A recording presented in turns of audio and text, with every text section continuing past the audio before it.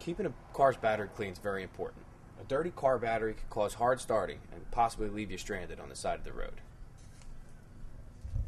A simple mixture of household baking soda and water works wonders on neutralizing the acid often built up on the battery terminals.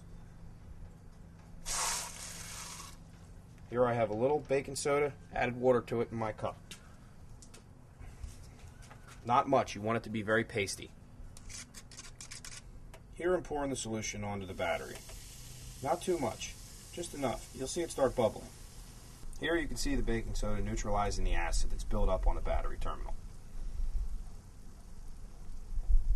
Now just take your old toothbrush and give it a good scrubbing.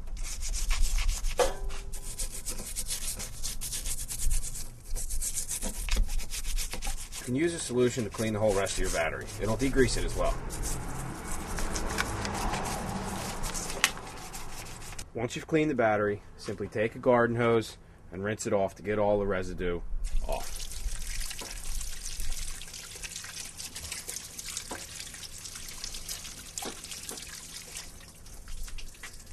A clean battery is great preventative maintenance.